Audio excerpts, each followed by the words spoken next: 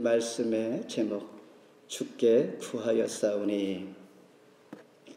잠언의 마지막 30장과 31장은 험한 인생길에 주시는 하나님의 말씀입니다.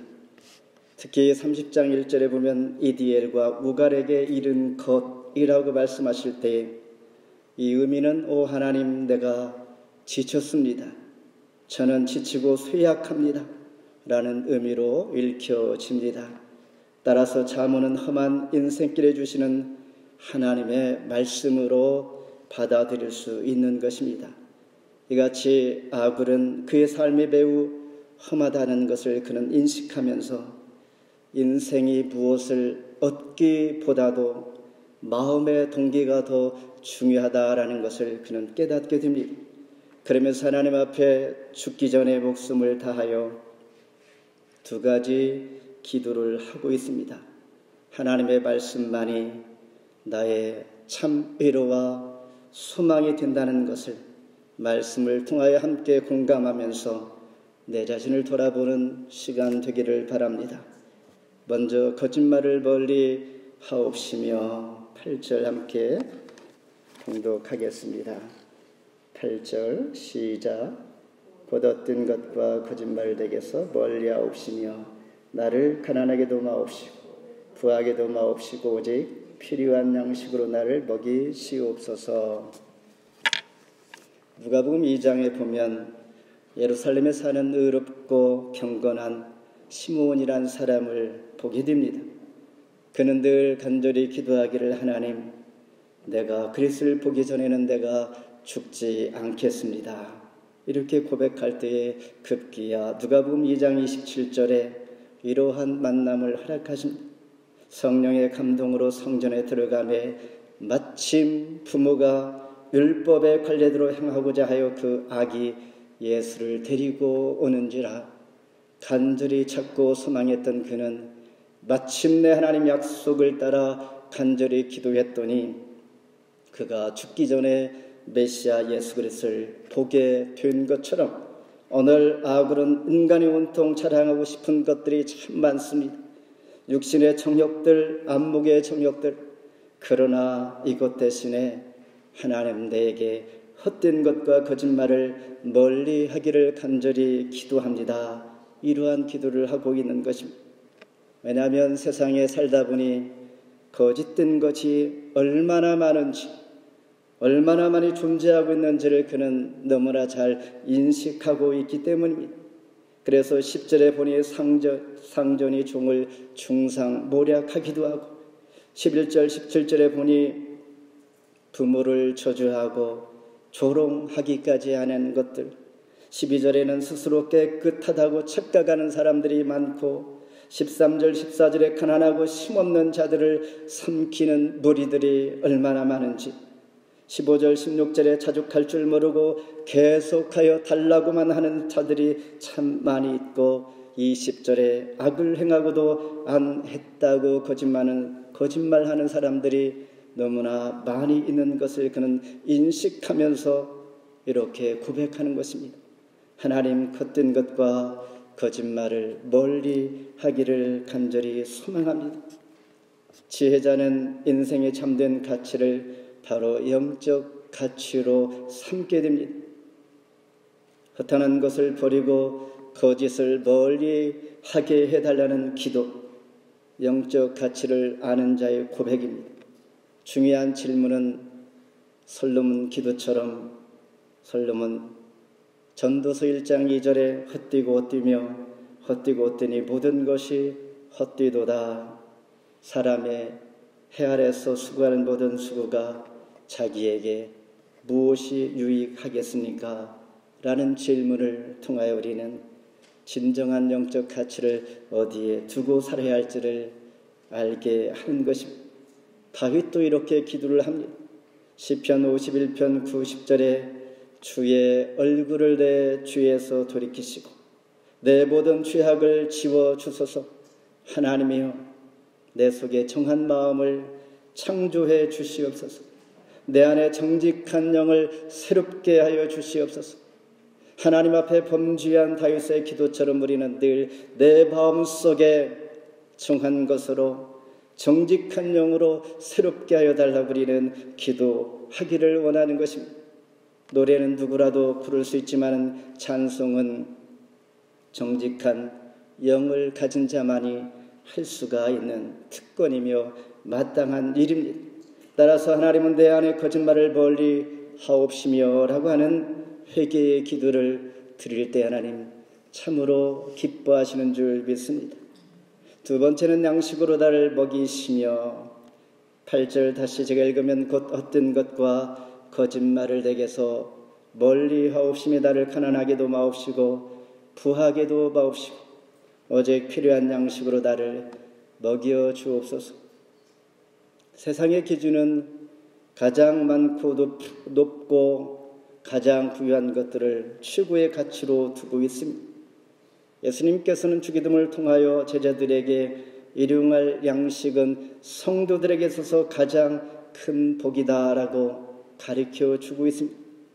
오직 필요한 양식, 이것은 규정, 관습, 의무라는 뜻을 가지고 있습니다. 따라서 일용할 양식은 하나님의 뜻에 따라 자신에게 육신적인 양식뿐만 아니라 영적인 양식을 구하는 기도일 뿐만 아니라 일용할 양식을 구할 때에 하나님께서 주시고 때에 따라 베푸시는 일용할 양식, 하나님께서 주셔야만 먹을 수 있는 양식입니다. 매일매일 먹는 일용할 양식, 때에 따라 베푸시는 그 은혜가 하나님 은혜로 주어진다는 것입니다. 광야에 있던 이스라엘 백성들은 하늘에서 내려주시는 만나를 얻기 위해서 매일매일 들판으로 나아갔습니다. 그런데 여섯째 날에는 안식을 위해서 갑절에 만나를 거두게 하신 것입니다. 그런데 하나님 말씀을 믿지 못하고 안식일에도 만나를 거두게 하여 나아간 자들은 허탕만 치고 돌아오는 것이었습니다. 왜 하나님께서는 한꺼번에 주지 아니하시고 매일매일 얻게 하셨을까? 이것이 하나님께서 주시는 것이요 하늘 양식이요 일용할 양식인 것입니다. 마치 우리가 살아갈 때 일용할 양식은 우리 몸과도 비슷합니다. 우리가 오늘 많이 있다고 다 먹을 수 있는 것도 아니요 없다고 전혀 먹지 아니하고 살아갈 수 있는 것도 아닙니다. 너무 추워도 안 되고 너무 더워도 안 되는 것, 바로 우리 사람의 몸과 같습니다. 건강을 유지하기 위해서는 오직 필요한 양식으로 우리는 균형 잡힌 매일매일의 삶을 살아가는 것이 맞는 것입니다. 행복이란 단어가 영어로 happy는 있습니다. 균형 잡힌 매일매일의 생활 속에서 가장 복된 것, 행복의 그 어원은 바로 해프닝입니다. 그러므로 행복이라는 것은 어느 날 갑자기 주어질 수도 있지만 어느 날 갑자기 끝날 수도 있다라는 것입니다. 행복이라는 것은 하나님께서 주시는 것이요 내가 붙잡고 살 수 있는 것이 아닙니다. 예수님께서 우리에게 가르쳐준 기도, 마태복음 6장 11절에 일용할 양식으로 먹이시는 것, 이는 남의 손을 대지 않고 남의 것을 손대지 아니하고 내가 수간대로 먹고 복되고 형통하는 이 삶을 하나님께서 우리에게 가르쳐 주신 것입니다. 하나님께서 공급해 주시는 양식, 일용할 양식이 가장 복된 것이요 오늘 저와 여러분이 하나님 은혜로 살 수 있다는 사실, 그 은혜를 기억하는 것입니다.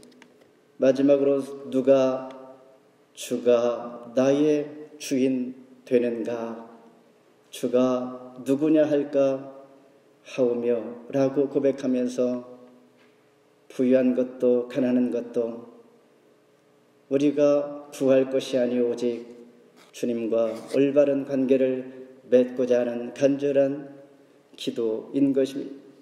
열왕기상 3장에 보면 솔로몬은 자기를 위하여 구하지도 않습니다.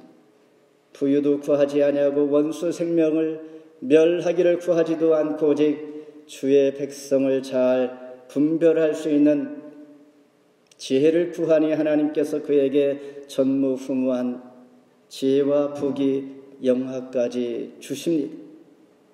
아굴의 기도도 마찬가지로 자신의 한계와 연약함을 그가 인정하면서 하나님을 의지하고 신뢰하는 믿음의 고백을 하는 것입니다. 어떤 사람의 가난을 좋아하겠는가? 부유하기를 원할 것입니다. 그러나 그런 부자가 되는 것 마음이 편하지 않은 것입니다. 좋아하지 않았다는 것입니다. 왜냐하면 주를 부른다고 할까 하여서다. 이스라엘 백성들은 가나안 땅에 들어가고 난 다음엔 부유해지니 하나님을 의지하지 않았습니다. 이러한 선견들의 모습을 바라볼 때 오늘 우리가 구할 것이 바로 무엇인가? 진정한 우리의 삶의 형편이 어떤 것이 가장 하나님 기뻐하실까라는 생각을 하면서 어떤 상황에 처할지라도 하나님과 관계가 잘 유지될 수 있도록 생각하면서 하나님 앞에 구하는 것입니다. 미국의 사업가 깁슨이라는 사람은 대학을 졸업했습니다. 직업도 없고 그런 게을러 가난하여 어느 날 부자 친구에게 도움을 구합니다. 그때 친구는 내가 당신을 도와주면 한두 달 정도는 도움이 될 수 있으나 당신의 장래는 책임질 수가 없습니다. 그러니 차라리 10년 후에 나의 재산 절반을 당신에게 줄 테니 앞으로 1년 동안 이 약속을 지켜봅시다. 1년 동안 열심히 살고 술을 끊고 주일 성수, 주일이면 꼭 교회 가서 기도하며 예배하는 것, 이 조건을 하나 꼭 약속합시다. 그러면 내가 10년 후에 내 재산 절반을 당신에게 주겠다라고 했습니다. 이 약속을 믿고 열심히 살은 이 깁슨이라는 사람은 급기야 사업가가 되고 10년 후가 되었을 때 그는 오히려 많은 재산을 얻어서 친구가 약속한 그 재산 절반이 필요 없게 된 것입니다. 그러면서 10년 후에 약속은 다 지켰지만은 친구에게 말하기를 나는 당신의 재산이 이제 필요 없고 오히려 당신이 나의 약속 그 때문에 나는 당신으로 인하여 인생이 변화되었습니다. 참으로 감사하다는 인사를 하였다고 합니다. 그렇습니다. 가난이란 이유로 정직을 잃어서도 안 되고 부유란 이유로 하나님을 멀리하는 것도 되지 않는 것입니다. 어떤 상황에 처할지라도 하나님의 이름을 욕되게 할까 두려워하는 그런 믿음의 마음, 어떤 상황에서 나의 하나님과 관계를 바로 지켜갈 수 있는 그런 자가 진정한 하나님의 복을 받을 수 있는 자격이 있는 것입니다. 말씀을 맺습니다. 마지막 32절, 33절에 보면 우리에게 회개를 촉구합니다. 젖으면 버터가 되고 코를 비틀면 피가 납니다. 그 결과는 매우 분명하다는 것입니다. 생명길을 가는 자는 생명을 얻을 것이요 사망의 길로 가는 자는 반드시 죽을 것이다 라는 말씀으로 30장은 결론을 냅니다. 악은 하나님과의 관계를 다른 어떤 것보다도 매우 중요하게 여깁니다. 문제는 우리가 환경에 만족하지 않는다는 것입니다. 예를 들어서 애완견이 있습니다. 그 주인은 애완견을 살 때에 개가 살 수 있는 적절한 집을 같이 마련하게 되어 있습니다. 그런데 개가 주인에게 이걸 집이라고 나를 위해서 샀습니까? 라고 묻는다면 어떻게 되겠습니까? 우리도 이같이 나에게 주어진 환경 왜 주었어요? 라고 말하고 있지는 않는가? 날마다 일용할 양식, 하늘에서 주시는 하나님의 은혜로 주어지는 일용할 양식, 하나님과의 온전한 관계를 위해서 날마다 구하며 한 주간도 그런 모습으로 살아갈 수 있는 저와 여러분 되기를 주의 이름으로 축원합니다. 기도하겠습니다.